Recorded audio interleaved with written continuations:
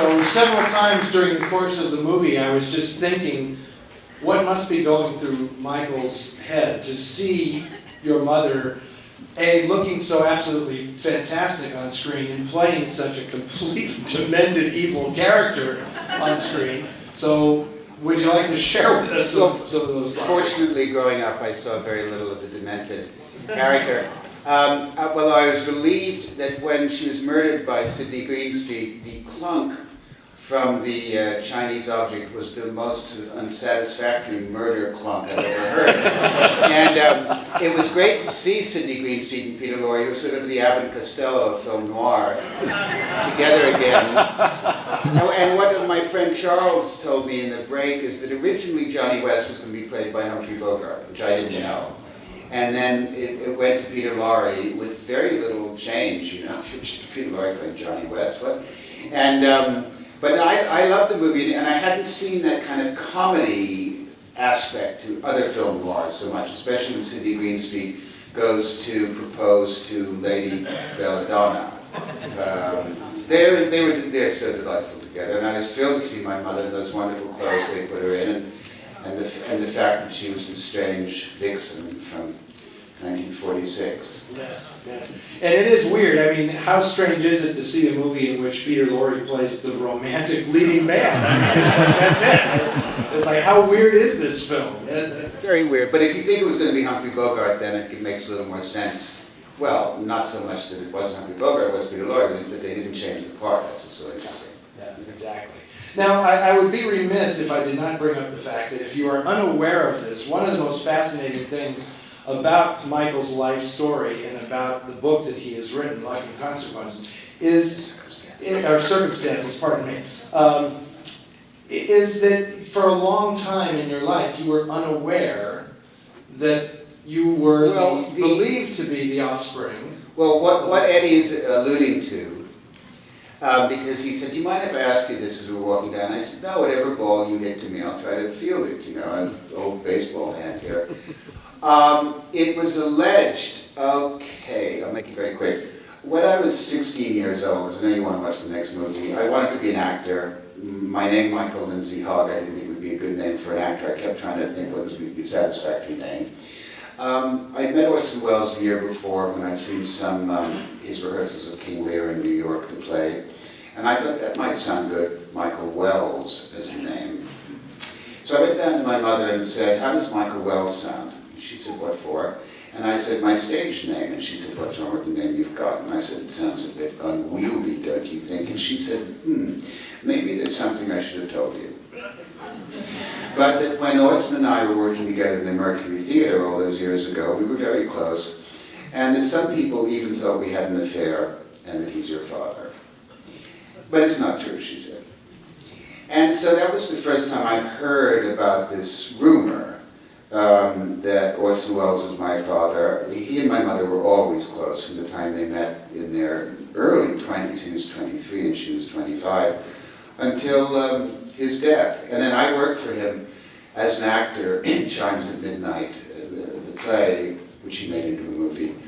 But it has been a mystery all my life. And my mother, when she got Alzheimer's, in the early stages of it, when she had some lucid moments before she totally lost her mind, it seemed to indicate that this was the case, that he was my father.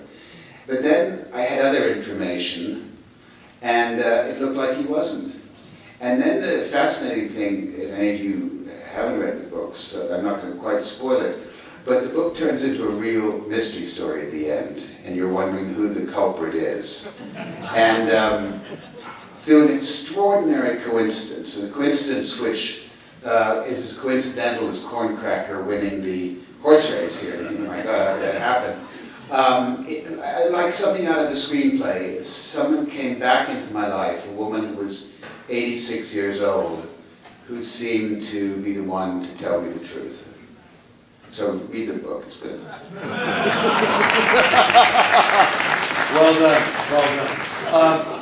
Any other thoughts you'd like to share with us about your mother, who I just think is really an extraordinary person? And can you fill us just, after she had left Hollywood, there's much more to her story.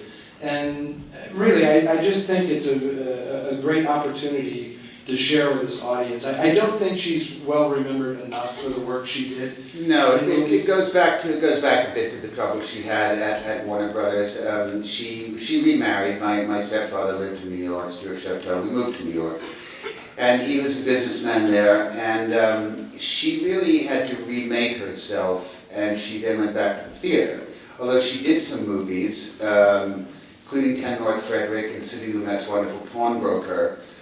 She was mainly working in the theater, and then had a great sort of revival in the theater in Eugene O'Neill's Long Day's Journey into Night, when she was in her late 50s, I think. But her life changed, and I think, it says in the book, she went through periods, this beautiful woman, she always was beautiful, of drinking. I suppose that could be she was Irish, going back to that, no slur, so am I.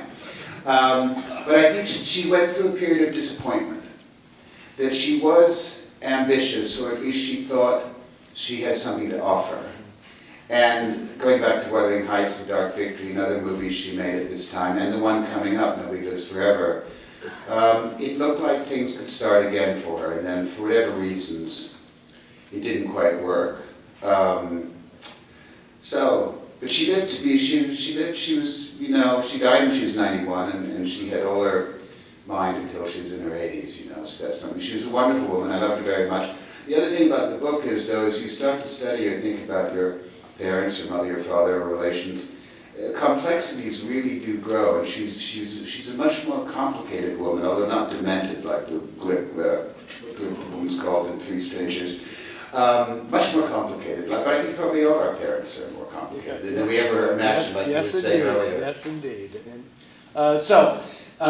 Thank you very much, Michael, for coming out and sharing these remembrances. A couple of last steps, please. Just a quick final note. Those of you who are real noir fanatics, I'm sure are familiar with the name W.R. Burnett, who is one of the significant crime writers in American crime fiction history. The man who wrote The Asphalt Jungle and Little Caesar, High Sierra. He also wrote the original screenplay for Nobody Lives Forever, which was written for Warner Brothers as a movie, but it took them so long to get it to the screen because of Bogart, yes, Bogart, no, where was he going to make the movie, that he ended up writing it as a novel before the movie ever came to the screen. So people say this film is actually based on Burnett's novel. It's the other way around. It's the other way around. It's a screenplay that an original screenplay that he wrote that he then turned into a novel that finally got made as a movie. And lastly, we teased this at the top, the second film tonight directed by Jean Negulesco. Oh yeah, my mother told me a funny story about him. Before he became a movie director, he was an artist, and quite a good artist. And he had a sideline when he was at the studio of sometimes making little erotic drawings, which he would give to Jack Warner. And he said to my mother, he said, you know, Jack likes these little drawings, and the good thing is it keeps him off our back. He was a very good artist. I was good friends with Jane Greer, and she had a whole series of Negulesco's lithographs on the wall of her home. Yeah, quite good. So, thank you again for coming out tonight. Again, one last time for Michael Lindsay-Hogg. Enjoy Geraldine Fitzgerlad and John Garfield, Nobody Lives Forever. You'll see another print funded by the Film Noir Foundation. Thank you.